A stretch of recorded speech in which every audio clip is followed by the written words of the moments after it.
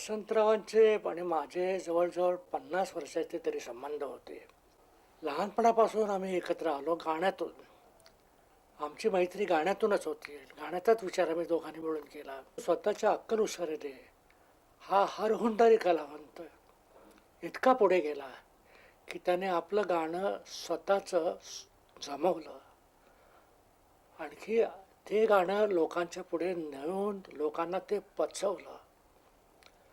त्यांची तान आलापी सर्व तऱ्हेचं गाणं, सर्व संपन्न गाणं, ठुमरी, भजन, जलधृतलय, ख्याल, सर्व वसंतराव अप्रतिम गात असत. आणि त्यांच्या गाण्यामध्ये जे एस्थेटिक्स होते ते वाखाणण्यासारखे होते. तो वसंत किती छान गातो रे बघासा कुमार म्हणत असे. आणि फार जवळचा होता कुमारला सुद्धा. त्यांची तान वेगळी होती, त्यांची स्वतःची होती. त्यांच्या आलापातली त्यांचा आनंद त्यांचा स्वतःचा होता. लयबाज होते, स्वतः तबला उत्तम वाजवत असत, त्यामुळे लयीचा प्रश्नच नव्हता. अप्रतिम लयबाज होते ते. असं एकंदर सुंदर गाणं होतं त्यांचं. त्यांनी आपली गायकी खरंच मिरवली नाही, परंतु वसंत हे जाणून होता की त्याची काय पायरी आहे गाण्यातली आणि तो किती उजवा आहे, किती चांगला आहे याची ओळख स्वतः वसंताला होती. कोणी फार फार आरोग्यन्स दाखवला की काय गातोस ते बघू रे, चल ये, चल बस बस माझ्याबरोबर, इथपर्यंत ते जात होते. तर हा मोठा गायक, त्या त्या जनरेशनचा खरोखर सर्वात मोठा गायक वसंतच होता. कुटुंबियांना, वसंतराव देशपांडे यांच्या कुटुंबियांना बुवांविषयी काय वाटतं? त्यांच्या पत्नी श्रीमती विमलताई, चिरंजीव बापू म्हणजे विजय आणि कन्या नंदा, तिघही काय म्हणतात पाहूया. वसंतरावांच्याकडे कोण कोण लोक येते हो? कुमार गंधर्व यायचे, भाई काका यायचे, भीमसेन यायचे, मनसूर यायचे, बरेच लोक यायचे. आता घरी पण सारखी गाण्यातली लोक येणार, हो. हे पण गाण्याच्या निमित्तानं बाहेर जाणार, हं. तर तुम्हाला कधी फिरायला वगैरे घेऊन गेले तसं झालंय नाही का? नाही नाही, कधीच नाही. मला नाही, मुलांना नाही, कधीच नाही आम्हाला फिरायला नाही. फक्त गाणं म्हणजे गाणं. बर. फक्त नाटकात ते काम करत असले तर त्या नाटकाला आम्ही जात होतो. वसंतराव खूप आई वेडे होते असं म्हणत. हो, खूप आई भक्त होते. मग त्यांच्या बारीक सारीक गोष्टी सगळ्या ऐकल्या जायच्या का? हो, सगळ्या. त्या स्वतः गायच्या ना? हो, त्यांचा आवाज अतिशय सुरेख, त्यांचा आवाज गाणी होती. त्यांनी मंगळागौरीची गाणी माझ्या वेळी म्हटलं, मुलींच्या सुनीच्या वेळेस म्हटलं, नातींच्या वेळेस म्हटली.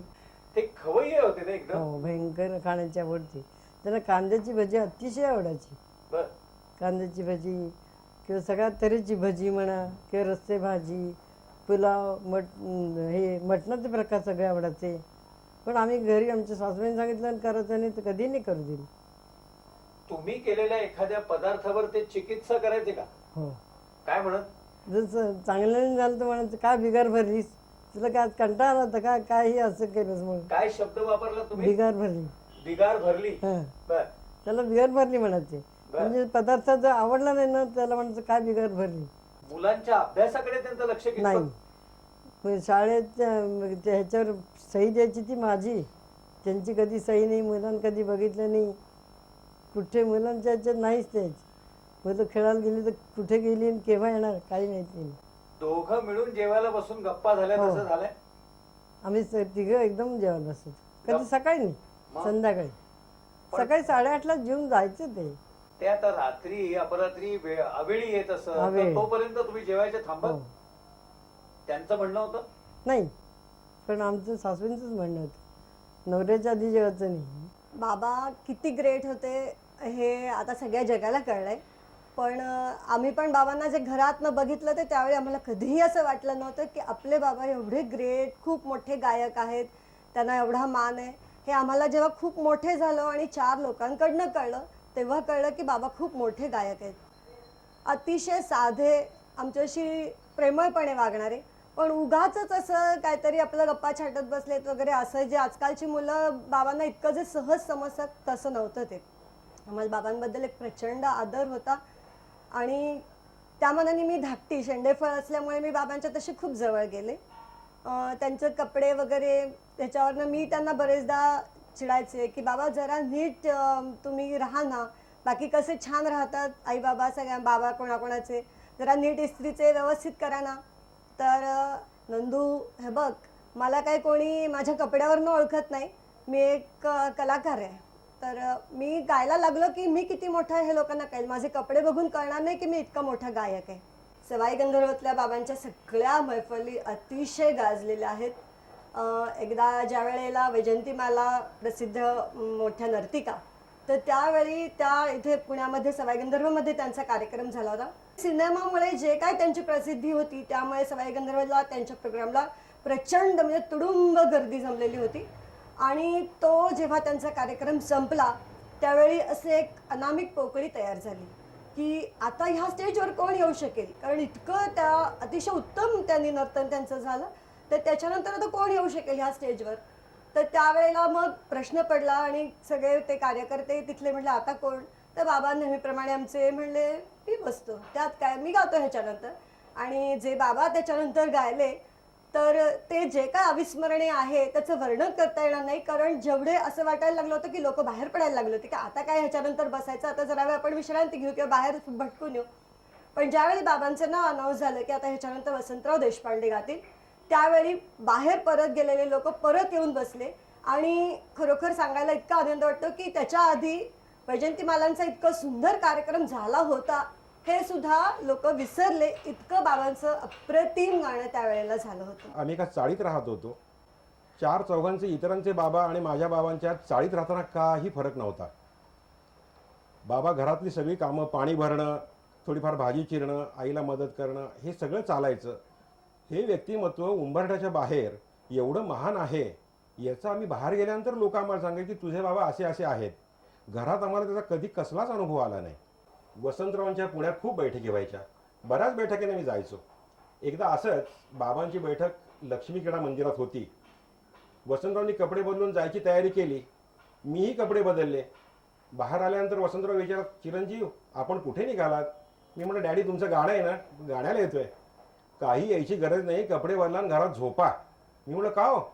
ते म्हटलं अरे तिथे मी नेहमीच गाणार आहे, तू येऊन काय करणार तिथे? मी म्हटलं आम्हाला आवडतं ऐकायला, काही यायचं नाही, घरात झोपा. बट नाही म्हणायची प्राज्ञा नाही, कपडे बोलून आपलं थांबायचं.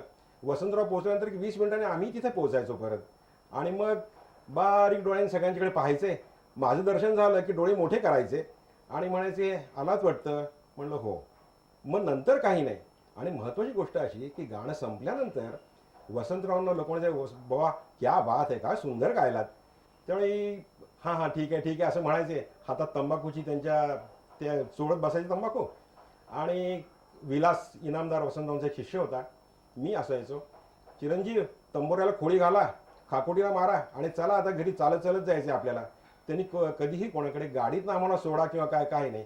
10 मिनिटं चालत चालत तानपुरे वाद्य घेऊन आम्ही आपल्या घरी यायचो. की आपण एवढी मोठी बैठक रोशन केली, लोकांना आवडली, याचा अभिनिवेश त्या माणसामध्ये कधीही पाहायला मिळाला नाही. त्याने थोडं दुःख होतं की लोक मला नाट्यसंगीत गायक म्हणून ओळखतात, पण मी अतिशय उत्तम क्लासिकल पेश करतो, लोकांनीही ते ऐकावं, हे त्यांना फार त्याचं दुःख होतं ते. आणि ते अतिशय तयारीने शास्त्रीय संगीत गायचे सुद्धा.